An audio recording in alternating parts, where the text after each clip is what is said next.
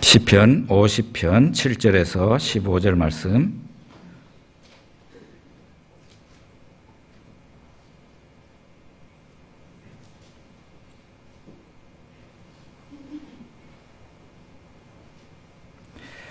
같이 읽어보겠습니다. 내 백성아 들을지어다. 내가 말하리라. 이스라엘아 내가 네게 증언하리라. 나는 하나님 곧 네 하나님이로다. 너를 대적하여 증언하리라.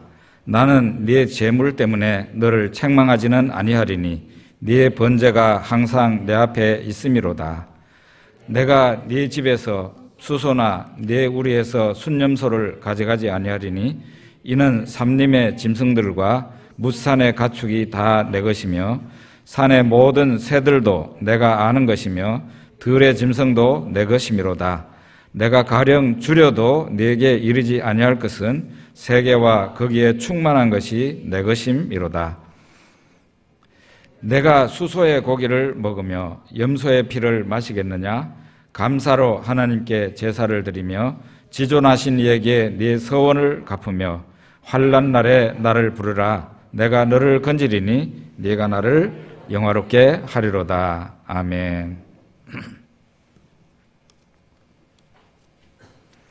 로마서 1장을 보면 사람들의 상태가, 이 세상을 살고 있는 사람들의 상태가 어떤지를 말하고 있습니다.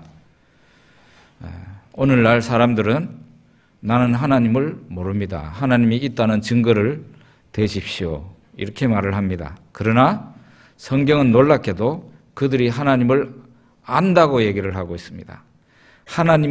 세상 사람들이 하나님을 알지만은 하나님을 영화롭게 하지 않고 하나님께 감사하지도 않는다고 그렇게 성경은 말하고 있습니다. 불신세계, 하나님을 안 믿는 사람들의 가장 주요한 특징이 바로 하나님께 감사하지 않는다, 그런 얘기입니다. 그러면은 예수님을 믿는다는 신앙인들은 좀 나은가, 감사를 잘 할까? 예수님이 사마리아를 지나가는데 저 멀리에서 격리 생활을 하고 있었던 나병 환자들 10명이 저 멀리에서 큰 소리로 예수님을 불렀습니다. 불쌍히 여겨달라고 소리를 질렀습니다. 예수님께서 그들에게 예수님이 대답합니다. 제사장에게 가서 너희 몸을 보여주라, 그렇게 말을 합니다. 그들이 예수님의 말대로 제사장에게 자기들의 몸을 보여주러 가다가 도중에 그들의 나병이 낫게 됩니다.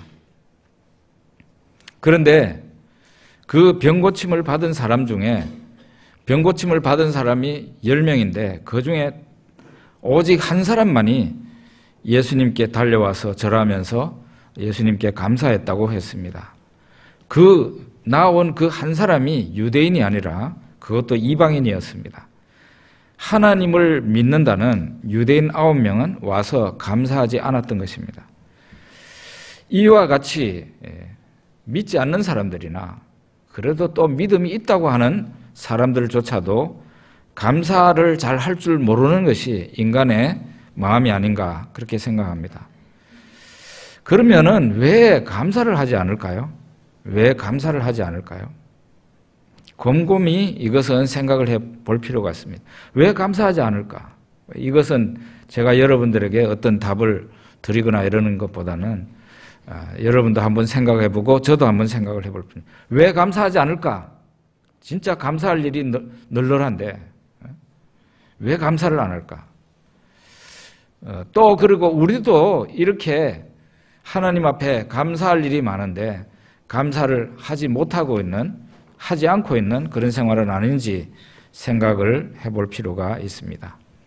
오늘 이 감사절에 저 위로는 하나님께 감사하고 또 부모님 낳고 길러주신 부모님께 감사하고 또 그동안 사람들 가운데서 나에게 은혜를 베푼 사람들을 기억하고 감사하는 그런 사람들이 되었으면 좋겠고 한 주 동안에 은혜를 베푼 사람들, 그분들에게 감사의 전화라도 또 시간이 없다면 감사의 메시지라도 보내서 감사를 표현하는 것이 좋지 않을까 생각합니다. 오늘 또 우리는 여러분과 저는 예배를 드립니다. 이 예배가 무엇입니까? 예배는 하나님께 대한 감사의 표현이에요. 하나님께 대한 감사의 표현이다. 아까 읽었던 그 본문 중에 나오는 것인데 시편 50편 13절에서 15절 한번 읽어봅시다. 내가 수소의 고기를 먹으며 염소의 피를 마시겠느냐? 감사로 하나님께 제사를 드리며 지존하신 이에게 내 서원을 갚으며 환난 날에 나를 부르라. 내가 너를 건지리니 네가 나를 영화롭게 하리로다. 그랬습니다. 예배는, 우리가 드리는 예배는 하나님께 대한 감사의 표현인데, 이 말씀을 보면은요, 감사가 없는 예배도 드릴 수가 있구나 하는 것을 알 수가 있습니다. 감사가 없는 예배, 이게 무수한 재물을 수소도 드리고, 구약시대 얘기입니다.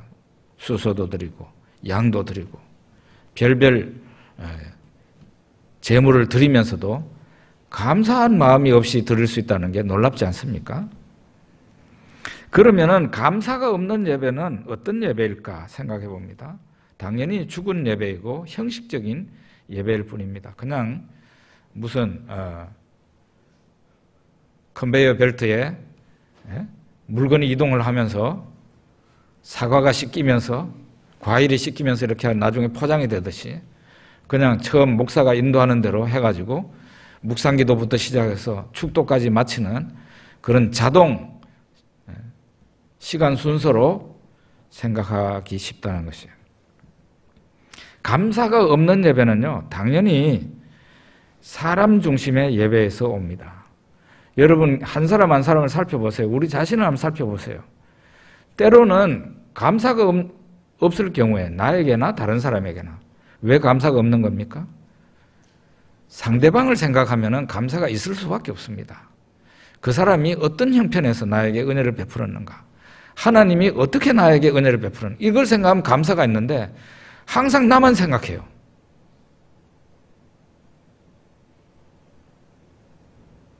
저도 심지어는 마음에 상처가 될 만큼 제가 예전에 은혜를 베푼 사람들에게서 교회, 물론 제가 베푼 것보다는 우리 교회가 제가 목회하면서 베푼 게 많습니다. 매월 10만 원씩 해가지고 10년 이상 돕는 게 쉬운 일입니까? 절대 쉬운 일이 아니에요. 어렵다고 해가지고 특별헌금까지 해가지고 보냈어요. 그런데 그 후에 감사하다는 그런 전화를 받아본 일이 별로 없어요. 좀 솔직히 말해서 괘씸하기까지 합니다. 상처가 될 것 같은 생각도 들어요. 베풀 때 그냥 아낌없이 베풀지 정목사 그런 것까지 생각하면서 교회가 구제사역을 하고 다른 교회를 돕고 그렇게 합니까? 그렇게 생각은 안 하지만은 너무 감사가 없으니까 이거는 정말 희한한 일이다, 그렇게 생각하는 거죠. 왜 그렇겠어요? 상대방을 생각했으면, 날 도와준 상대방, 예수님을 생각하고 하나님을 생각하고 나에게 도움을 베푼 교회와 나에게 도움을 베푼 그 사람을 생각하면 감사가 나올 수밖에 없죠. 그런데 항상 자기 중심이에요. 그러다가 보니까 자기만 생각하니까 감사할 게 별로 생각이 안 나는 거죠. 당연하게 생각하는 거죠. 당연한 게 아닌데. 감사가 없는 예배는 사람이 예배 중심에 옵니다. 하나님이 당연히 예배 중심에 와 계셔야 되는데 사람이 예배 중심에 옵니다. 청중, 성도를 위하여, 교인을 위하여 정교하게 기획된 예배를 드립니다. 찬송가를 선곡할 때도, 설교의 내용을 구성할 때도, 헌금을 드릴 때도 기도를 할 때도 청중을 생각하면서 기획을 하는 거예요.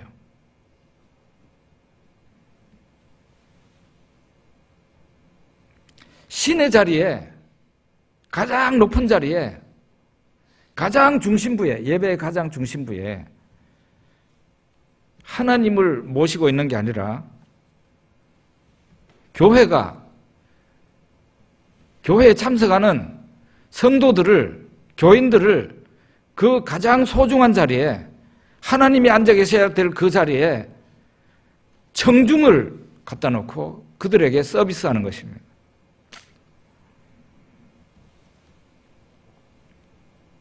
이런 예배를 드리고 돌아가는 사람들이 어떻겠습니까, 여러분? 위로 많이 받았습니다. 기뻐하면서, 돌아가면서, 어느 때보다도 목사에게 진한 악수를 나누면서 목사님 은혜 많이 받고 갑니다. 이렇게 얘기합니다. 정말 그럴까요? 사람에게서 받는 위로는 아무 쓰잘데기도 없는 것입니다. 쓰레기보다도 더 필요가 없는 것이에요. 하나님이 우리에게 은혜를 주시고 위로해 주셔야지 사람에게서 받는 위로는 잠깐뿐이에요. 예수님 당시에 바리새인들, 이 사람들이 예수님이 외식하는 자라 그랬는데 가면을 쓰고 있는 자들이라는 거죠. 이 사람들은 구제를 할 때도, 기도를 할 때도 하나님이 아닌 사람에게 보이려고 했다는 것이에요. 예수님은 그들이 이미 받을 상을 다 받아버렸다고 얘기를 합니다. 그게 뭔가 하면은 하나님께 받을 칭찬과 상을 사람에게 보이려고 했으니까, 사람들의 칭찬을 받았으니까 끝났다는 것입니다. 하나님께 받을 칭찬과 상은 없다는 겁니다. 사람을 중심에 두는 예배도 사람에게는 감동을 줄지 모르지만은 하나님께는 상을 받지 못합니다. 오늘 이날 이후로 우리의 예배를 전면적으로 반성하고, 이 앞에 서 있는 정 목사부터 예배를 사실은 기획하는 사람인데, 정말 교인이 예배의 중심에 와 있었다면 하나님이 예배의 중심에 오시도록 찬송과 선곡과 설교의 내용과 이런 것을 다 새로 반성하며 짜야 되리라고 그렇게 생각을 합니다. 그러면은 왜 우리가 하나님께 감사해야 되는 것일까요? 왜 감사해야 되는 것일까요?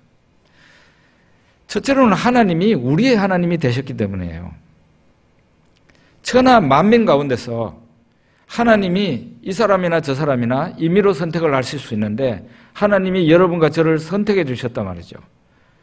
그래서 우리를 만천하의 많은 사람들 가운데서 하나님의 자녀로 삼아 주셨습니다. 우리같이 부족한 사람이 그 만물을 만드시고 조성하시고 다스리시는 하나님의 자녀가 된 것입니다. 우리가 이 하나님의 은혜에 감사해야 되는 것이고, 그 감사의 마음으로, 감사의 표현으로 예배를 드리는 것입니다. 또 하나는 하나님께서 우리의 모든 죄를 사하셨기 때문에 우리가 감사하는 것입니다. 히브리서 9장 27절과 그리고 이사야서 53장 6절 같이 한번 읽어보겠습니다. 한 번 죽는 것은 사람에게 정해진 것이요 그 후에는 심판이 있으리니 우리는 다 양 같아서 그릇 행하여 각기 제 길로 갔거늘 여호와께서는 우리 모두의 죄악을 그에게 담당시키셨도다 했습니다.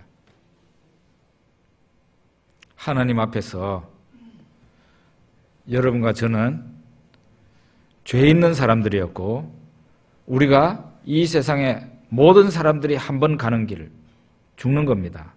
죽을 수밖에 없고 죽음 이후에 심판이 있는데, 그때에 우리의 죄를 고스란히 가지고 있으면 그 죄로 인하여서 우리는 지옥불을 면할 수가 없습니다. 그런데 이사야서 53장 6절 말씀과 같이 우리는 다 양 같아서 그릇 행하여 각기 제 길로 갔거늘 여호와께서는 우리 모두의 죄악을 그에게 담당시키셨다. 예수 그리스도에게 우리의 모든 죄악을 다 담당하게 하셨다는 거예요. 예수님이 그 우리의 모든 무거운 죄를 다 짊어지고 징벌을 받으신 겁니다.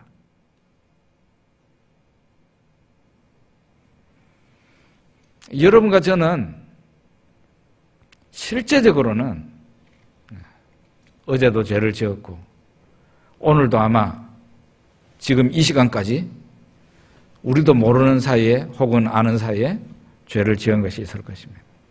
실제적으로는 죄인이에요. 죄를 짓고 있어요. 그런데 법적으로는 어때요?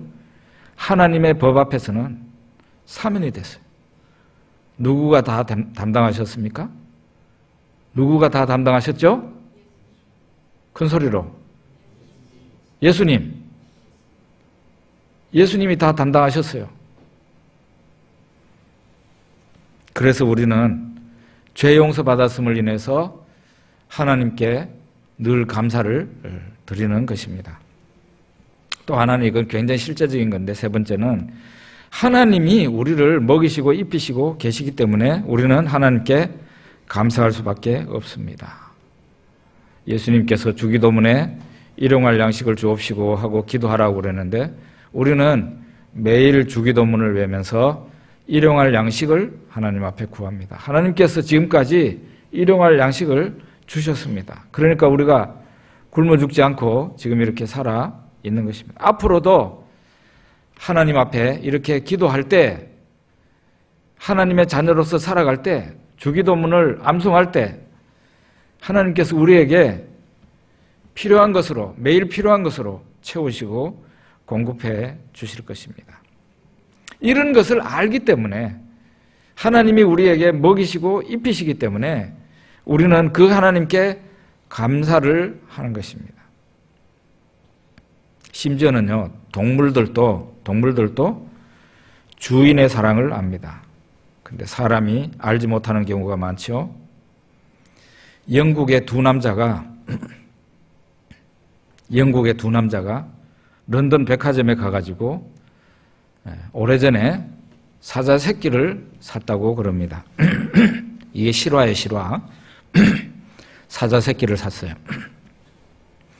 그리고 그 사자에게 이름을 붙였는데 크리스찬이라고 이름을 붙였어요. 크리스찬.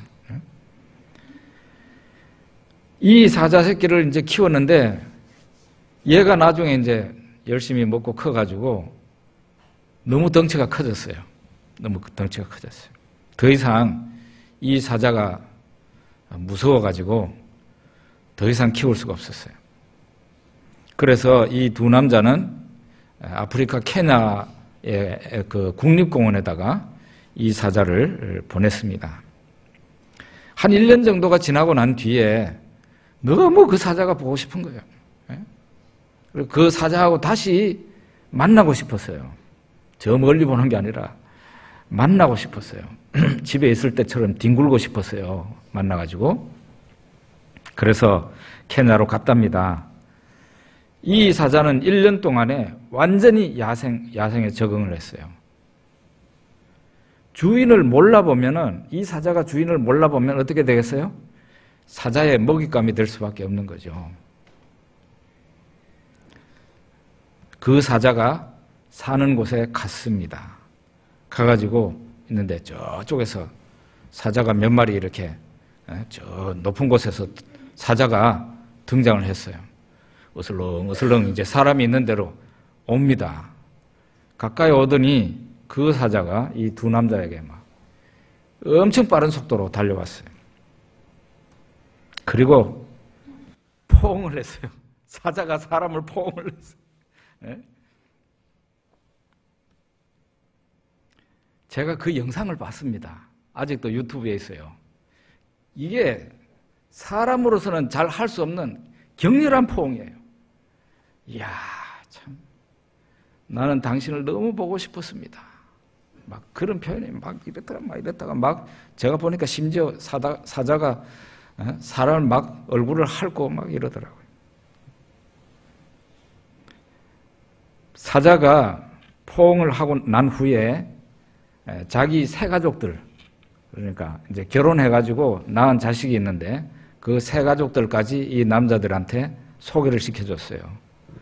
이 남자들 둘이가 영상에 보니까 사자 새끼를 요렇게 하면서 이빨 속에 이렇게 손도 넣고 하는 그런 영상이 그대로 찍혀 있더라고요. 이게 2008년 유튜브에 올라왔고 굉장히 감동적인 영상으로 있는데 제가 설교 전에 어제 그 영상을 싹 보고 저도 감동을 받고 왔습니다. 사자도 이렇게 자기 주인의 사랑을 알고 그 1년이나 지나서 그 무서운 야생에 적응을 했는데 그 자기를 길러준 사람에게 와가지고 격렬한 포옹을 하고 막 볼에다가 키스를 하고 심지어는 가장 신기한 영상이 사자가 이 앞발로 사람처럼 사람의 어깨를 토닥거리는 그런 것까지 있어가지고 그게 막 아주 감동적이에요. 하나님을 믿는 우리가 모든 좋은 것을 주시고 우리를 길러주시고 필요한 것을 공급해 주시는 하나님의 사랑을 알고 감사해야 되지 않을까 그런 생각을 해보게 됩니다. 우리는 이제 감사한 삶을 살았던 사람들의 이야기를 보겠습니다. 다윗은 특별히 감사의 생활을 했던 사람이고 다윗의 삶은 그야말로 하나님께 감사하는 삶으로 이어졌다. 그렇게 말을 할 수 있습니다.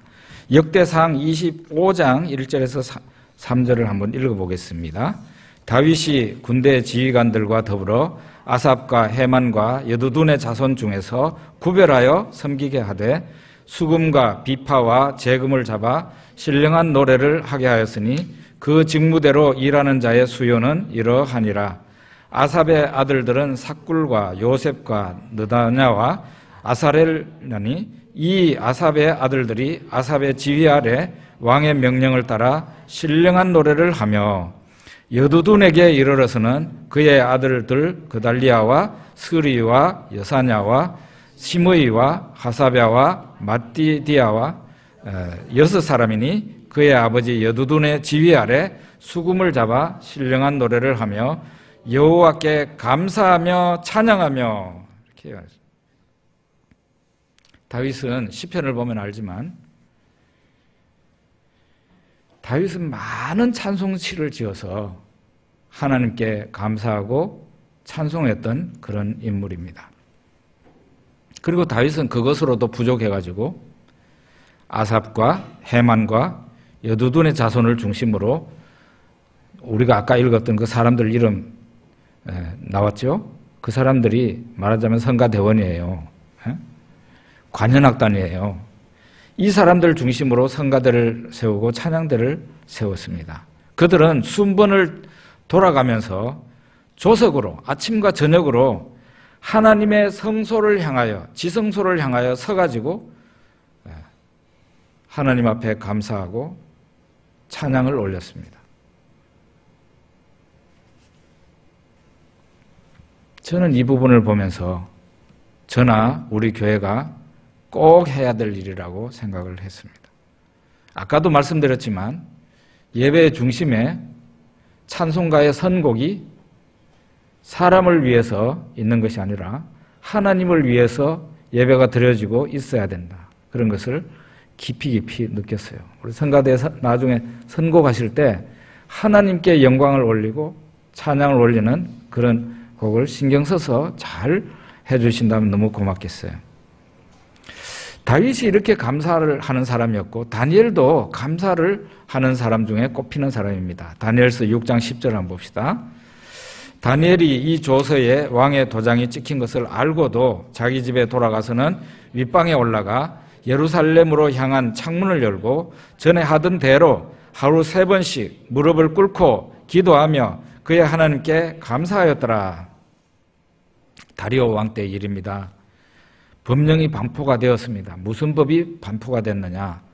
30일 동안, 길지도 않습니다. 한 달 동안인데 한 달 동안 다리오 왕 외에 어떤 신에게나 어떤 사람에게나 예배하거나 기도하면 그 사람을 사자굴에 던져 넣는다 하는 법령이 발표가 됐어요.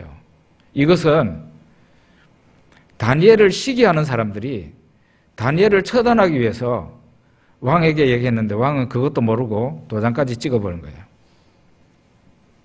이제 더 이상 그 법을 왕의 이름으로 도장을 찍었기 때문에 물릴 수가 없습니다. 여기 오늘 우리가 읽었던 그 말씀에 보면은 다니엘이 이 조서에 왕의 도장이 찍힌 것을 알고도 그랬습니다. 알고도. 자기 집에 돌아가서 어떻게 했느냐? 윗방에 올라가. 2층인지 3층인지는 모르지만 사방에서 다 보이는 방이죠. 늘 하던 습관대로 예루살렘을 향해서 나 있는 창이 있는데 그 창문을 열어놓고 평소에 그렇게 했으니까 전에 하던 대로 하루에 3번씩 무릎을 꿇고 기도하면서 하나님께 제일 마지막 부분이 뭐라고? 감사하였더라. 감사하였더라 그랬어요. 저는 참 이 부분을 보고 정말 이 다니엘이라는 사람은 대단히 못 말리는 사람이구나. 고집이 그 당시 세계에서 제일 가는 그런 사람이구나. 뭐 기도를 하고 싶으면 한 달 동안 쉬면 되지 뭐. 우리는 뭐 쉴 때 뭐 한 달만 쉬나요? 1년이고 10년이고 쉬잖아요. 다니엘은 그 한 달만 쉬면은 이 법이 끝나는데 그 끝날까지 참지를 못하고 매일 어떻게 했어요? 그것도 밑에 층에서 뭐 이렇게 골방이 없겠습니까? 심지어는 지하실도 있을 것 같은데 그런데 가가지고 문 꼭꼭 닫고 기도하면 될 텐데 열심히 기도하면 되잖아요. 근데 이 사람은 늘 하던 습관대로 꼭 위에 있는 2층인지 3층인지 모르는 사람들이 다 볼 수 있어요. 이렇게 보니까 다니엘 기도하네 다 볼 수 있는 거예요. 거기에다가 창문을 열어놓고 저 예루살렘 성전이 있던 곳 거기를 향해서 창문을 열어놓고 무릎을 꿇고 하루에 3번씩 기도했는데 그 기도의 내용이 감사였다는 거예요. 이야, 정말 이렇게 고집이 센 사람이 있을까? 그런 생각을 해봤습니다. 근데 이 한 사람의 그 충성심, 이 충성심을 하나님께서 귀하게 보셨고 이미 다니엘에게 하나님께서 많은 은혜를 주셔서 대제국의 2인자가 되게 해주셨어요. 그 이후에는 더한 축복을 주셔서 그 다니엘을 모함했던 사람들 오히려 사자굴에 다 들어갔고 사자굴에 이 다니엘이 던져졌잖아요. 법령을 위반했으니까. 사자굴에 던져진 그 다니엘은 사자들이 해치지를 않았어요. 새벽녘에 왕이 와가지고 다니엘아 네가 섬기는 하나님이 너를 구원하셨느냐? 다니엘이 왕이여 저는 여기에 잘 있습니다. 그 다니엘을 끌어올렸어요. 그리고 다니엘을 모함했던 그 사람들 다 사자굴에 집어넣었습니다. 뼈도 못 추렸죠. 이렇게 감사의 생활을 했던 사람, 정말 우직하게 세상 법력이 어떻게 세워졌던지 간에 자기가 늘 하던 습관대로 하루에 3번씩 기도했는데 그 3번의 기도가 감사였다는 거죠. 여러분 왜 다니엘이 감사했을까요? 감사를 할 만큼 다니엘의 삶이 좋았을까요? 물론 좋게 보면 좋은 겁니다. 그러나 다니엘의 삶도 비극이 있었습니다. 성경을 연구해 보면요, 그 당시에 문화와 역사와 또 대제국의 그런 걸 보면은 다니엘은 청소년 시기에 환관장에게 붙여졌습니다. 환관장이 다니엘과 세 친구를 관리했습니다. 그게 무슨 뜻일까요? 다니엘은 환관이 되었다 이 말이에요. 에? 왕의 궁전에서 일하는 사람이니까 그 청소년의 시기에 환관이 되었습니다. 자기 나라를 다 잃고 환관이 되었어요. 감사할 수 있을까요? 그걸 생각하면 감사하기가 어렵죠. 거기에다가 자기 민족은 포로가 되어서 허덕이고 있는 상태입니다. 그런데 다니엘은 감사했다고 그랬어요. 뭘 가지고 감사를 했을까? 저는 다니엘이 미래를 바라보고 감사했다고 생각하는데요. 미래, 그 미래는 뭔가 하면은 예레미야의 예언이 있었어요. 70년이 지나고 난 뒤에 바벨론의 포로로 끌려가지만 나라가 망하고 70년이 지나고 난 뒤에 반드시 포로로 끌려간 그 사람들이 다시 돌아오게 된다. 예루살렘 성은 회복이 된다. 선지자의 예언이 있었던 겁니다. 다니엘은 그 예언을 믿었던 것이죠. 그러니까 감사할 수 있는 거예요. 우리는 현재까지의 일을 가지고 하나님 앞에 감사해야 됩니다. 뿐만 아니라 하나님께서 미래에 우리를 통해서 이루실 일이나 미래에 하나님께서 약속하신 것을 우리가 생각하면서 감사드릴 수 있는 그런 신앙까지도 우리에게 있어야 된다 이 말이에요. 아멘? 꼭 필요합니다.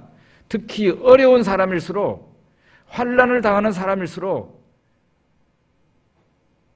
우리의 기도를 들으실 신실하신 하나님, 너희가 내 이름으로 무엇이든지 구하면 내가 시행하리라 말씀하신 그 하나님,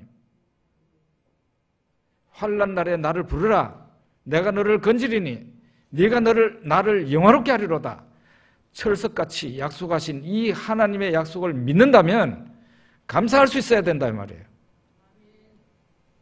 아멘? 당연히 감사해야 돼요. 예수님의 감사를 마지막으로 보겠습니다. 마가복음 14장 22절에서 24절인데요. 예수님이 성찬식을 하면서 죽기 하루 전날 감사하신 내용이 나옵니다. 22절에서 24절 같이 읽겠습니다. 그들이 먹을 때에 예수께서 떡을 가지사 축복하시고 떼어 제자들에게 주시며 이르시되 받으라, 이것은 내 몸이니라 하시고 또 잔을 가지사 감사기도 하시고 그들에게 주시니 다 이를 마시매 이르시되 이것은 많은 사람을 위하여 흘리는 나의 피 곧 언약의 피니라. 최초의 성찬식입니다. 예수님은 성찬식을 하면서 제자들에게 떡을 떼주면서 축사하셨고 제자들에게 포도주 잔을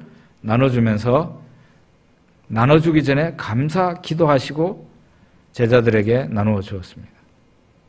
이게 무슨 의미일까요? 예수님은 바로 그 다음 날, 그날 저녁에 사람들에게 예수님의 몸을 원수들에게 넘겨주시고 그 다음 날 십자가에서 죽습니다. 예수님의 몸은 갈갈이 찢어지고 예수님의 몸에서 모든 피가 다 쏟아져 나왔습니다. 우리는 성찬식 때 이 떡 혹은 빵이라고 표현할 수 있는 이것을 찢어서 먹습니다.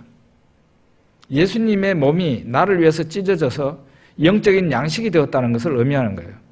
우리는 또 포도주를 마시면서 포도주 색깔이 피하고 비슷하잖아요.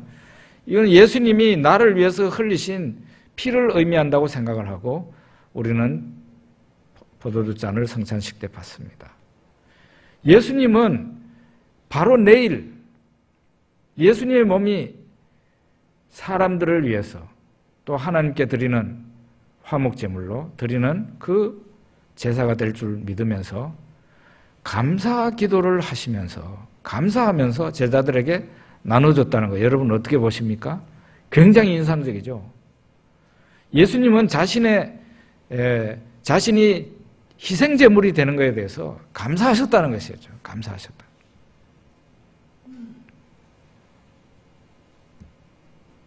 교회 일을 하면서 저는 원망을 많이 한 사람입니다. 교회 일을 하다가 보면 사람들이 별로 칭찬은 안 하고 못했다는 것만 자꾸 얘기를 하니까 정말 힘들었어요. 예전에 어떤 분은 저한테 제 목회가 하도 답답했는지 저한테 그냥 똑바로 쳐다보면서 내가 지금 목회해도 목사님보다는 잘합니다. 그렇게 말하는 분이 있었어요. 제가 그분에게 뭐라고 말을 할 수가 없었어요.